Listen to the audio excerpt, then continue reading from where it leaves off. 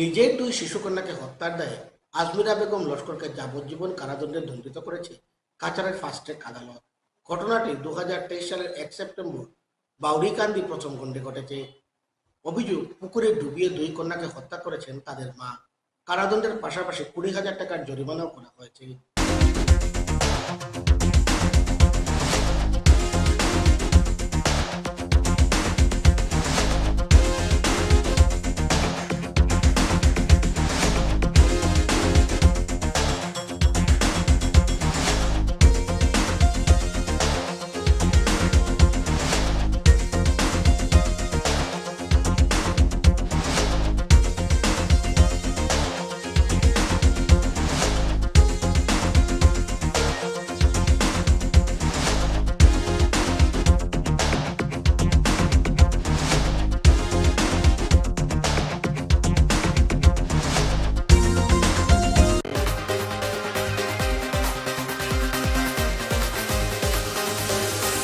Silchar NIT ঘিরে বজরং দল অভিযোগ করেছে ইসলামীকরণ ও জেহাদি কার্যকলাপ চালানো হচ্ছে।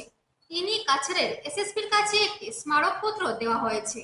সংগঠনের দাবি, বিষয়টি অত্যন্ত গুরুতর এবং শিক্ষা প্রতিষ্ঠানের পরিবেশ নষ্ট করতে পারে। এ নিয়ে দ্রুত প্রশাসনিক হস্তক্ষেপ দাবি করেছেন সংগঠনের নেতৃস্থানীয়রা। তবে এ নিয়ে এনআইটি কর্তৃপক্ষ বা পুলিশের পক্ষ থেকে কোনো প্রতিক্রিয়া জানা যায়নি, যদিও প্রকাশ্যে আসা ভিডিওর সত্যতা যাচাই করেনি এমকেসিএন রিপোর্টার। আমরা বিগত দিন আগেও দেখেছি আমাদের নোমাল মহতো আইপিএস স্যার থাকতে যে কিছু ফটোস ভাইরাল হয়েছে আপনাদের সোশ্যাল মিডিয়ার মাধ্যমে এবং নিউজ চ্যানেলের মাধ্যমে, যেখানে আমাদের সন্দেহ বাংলাদেশে যে স্টুডেন্ট অর্গানাইজেশন বাংলাদেশকে আজকে হিন্দু শূন্য করেছে, সেই স্টুডেন্ট অর্গানাইজেশন এই আসামে আমাদের শিলচর এনআইটির পিছনে ওদের বড় হাত আছে। এবং আজকের দিনে এনআইটিকেই কেন চুজ করা হলো এরকম ধর্মীয় প্রতিষ্ঠান বানানোর জন্য?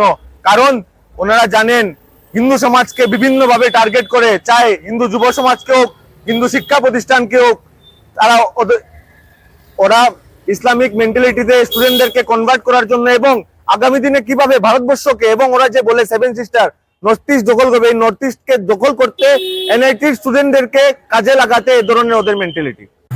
আজকে আমরা কাছাড়ে এসএসপি মহোদয়ের নিকট এসেছিলাম। বিষয়টি ছিল এনআইটির জিহাদি সংক্রান্ত ও মৌলবাদী জিহাদি সংক্রান্ত বিষয় নিয়ে আমরা এখানে এসেছি।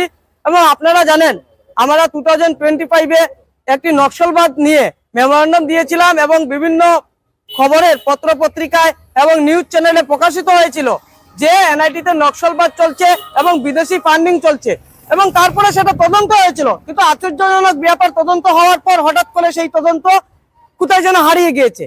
এবং তারপর আমরা সেই এনআইটি নিয়ে প্রতিনিয়ত চেষ্টা করতে থাকি জিহাদি চক্র যাতে বন্ধ করা যায়।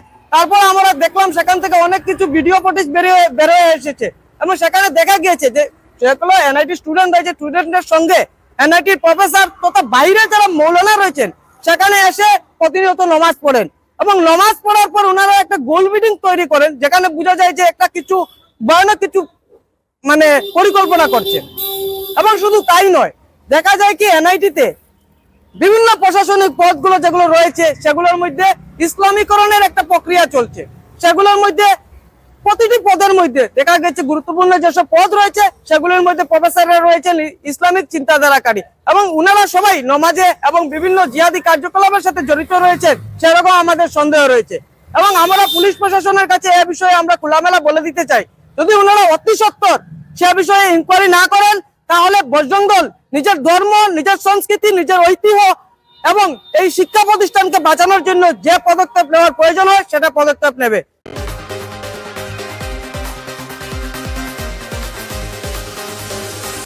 একটা বিজ্ঞাপন বিরতির পর আবার ফিরছি, সঙ্গে থাকুন।